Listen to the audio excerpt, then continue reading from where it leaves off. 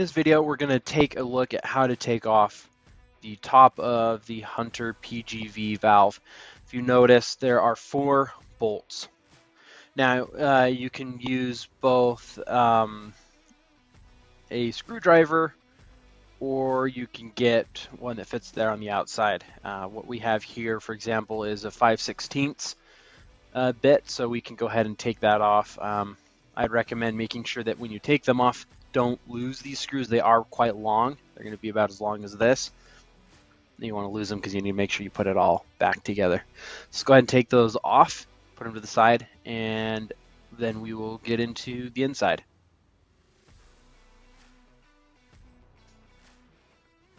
All right, once you've taken off those bolts on the outside, you can now go in and we're going to pop this top off. Be aware that you're not trying to pull it too hard. You just don't want to break anything on the outside if you're putting too much force on it. But this one, luckily, kind of slides off real nice. So you notice that we just had a spring come off. Here's the top. We'll go ahead and move that. And so we have our spring here. Nice little short one we'll put here. Make sure we don't lose it. And then we notice this piece on the inside. This is what we call our diaphragm. So we want to make sure we can pop that out here. So we'll go ahead and squeeze that out. Now, you'll notice this is what it looks like on the inside of one of these valves. Water comes up, sits in here, down, back through, and out. Now, things to be aware of are if this valve, if for some reason is not turning off, be aware that with these ones that they can sometimes accumulate rocks or debris on the inside, especially if you're using irrigation or what we'd call dirty water or water that we can't drink. So I would recommend taking this off, checking in here to make sure there's no rocks or debris stopping that. Now, if that's the case, then go ahead and take those out and then you should be running fine. Let's go ahead and look back here at this other piece that we just pulled out of the top. This is just an outer piece. And this part here is what we would call the diaphragm. This piece kind of helps seal it and helps that valve work properly. Now, this is another piece that can fail just through wear and tear. And so some things to be aware of on this. So this little gray piece here is hard plastic. And then we've got a rubber outer part here. If this outer rubber part is ever cracked, broken, ripped, hole in it, that will prevent it from working properly. And even this piece sometimes, if this little tiny little piece here breaks off, it can sometimes ruin things as well. So if you ever come into that part, there's no rocks inside the inside, check the diaphragm. Make sure nothing's broken, ripped, torn. If that's the case, you can actually buy replacements of these versus needing to buy a whole new valve.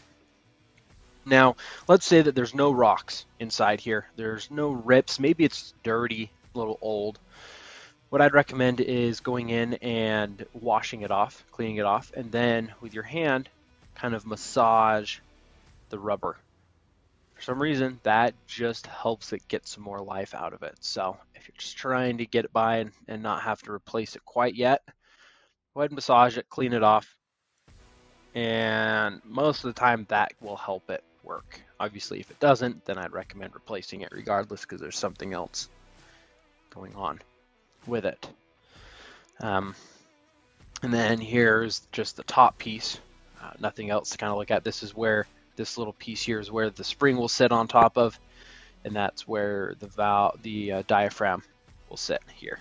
So that's how it locks itself, and this is where it'll turn on and off. That's the flow adjustment knob. That's how it adjusts if this valve is open or closed.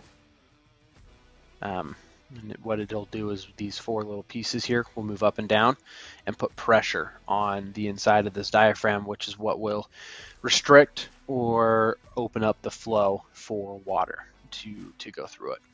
All right, so when we're wanting to put this back, we always want to make sure we put this piece all back together right way. So the way that I would start with this, grab the bottom of the valve and then grab this plastic piece here, this plastic ring. We're going to fit that right down here. We want to make sure that sits. It should just sit really nicely. We don't want it sitting up or hanging out. That's not correct. We want to make sure it sits nice and snug and flat. Next, we will put on the diaphragm. Now, we've talked about, see, there's the 4 holes and then there's this little tiny one. That's where the solenoid will sit. We need to make sure that the diaphragm is lined up properly. And so that little rubber piece that we were showing you, we need to make sure that that rubber piece goes in that little hole. If it doesn't, it will not work properly. So make sure you stick that in there. You can kind of help push it in just a little bit. It should just sit flat like that. Then get your spring and you're going to stick that right there in the middle of the diaphragm. Make sure it sits there. Then when you're putting the top back on, make sure when you're putting the spring on, it's going to sit on the outside of this middle piece. Then you'll notice where the solenoid is, and then you have the little hole. We need to make sure that that hole goes on top of that little piece, or else that's not going to sit on properly. So when you do it, I always like to kind of hold it on an angle, make sure that sits on properly, and then you push down. Everything looks in line. There's no gaps that we can really see.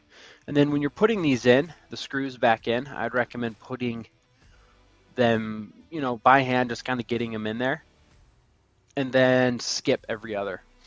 When you're tightening it, don't just tighten one down all the way. The reason why is we want to make sure that you're not pinching any sort of the diaphragm or making sure that nothing's being set in properly, because that can also lead to a leaky valve, something broken, and then you have to go back through and waste more time. So put these all through, tighten them down separately, kind of, bounce here, and then maybe there, and then you can go back around and tighten them up and make sure they're good. Make sure you don't over tighten them either. Make sure they're snug, or over tightening them could strip them, because again, this is plastic, so the metal's always going to win if you're over tightening it. So no need to over tighten it. Just make sure they're snug. All right, in this video, we're just going to take a quick look at the Hunter solenoid, and then briefly talk about how we're getting it connected properly. So this is the solenoid part that turns the valve on and off from the sprinkler clock. This one with the wires. So let's go ahead and unscrew it real quick. So again, in here, we always want to make sure this is nice and clean. We don't want any stripping, because there is some threads and whatnot. And then there is deep inside, it's kind of hard to see, but there is a seal in there. This one looks like it's purple, but just be aware that if that seal is out, you need to replace it, because that's what's going to help seal the water from getting out. So here we go. Here is what the solenoid looks like. So you've got a purple seal here as well. Want to make sure that's always there. If it's not, you need to get that replaced or just buy a new solenoid. That's going to help keep the water on. And then you've got, it's another little spring-loaded area here, but this is the kind of the tip. If there's any sort of damage going on with this tip, or the spring-loaded part does not work, that could be another reason why your solenoid is not working. So you want to make sure you go and replace it, because that's just not going to work properly. A couple things to note here as well are the wires. Right now these two are covered, but these will be connected to, one of them is going to be connected to your sprinkler wire, so the one that goes to the clock and is specified by a certain number, so whatever that zone number is. The other one's going to be connected to your common wire from the sprinkler clock, and that's the one that provides power. Now, these ones are red wires. Sometimes you'll see red and black, white, doesn't matter. It does not matter either what these wires are connected to. Like it doesn't matter which one's connected to common, which one's connected to the sprinkler wire. Just as long as you've got one connected to common, one connected to the sprinkler wire, it should work. So just be aware of that.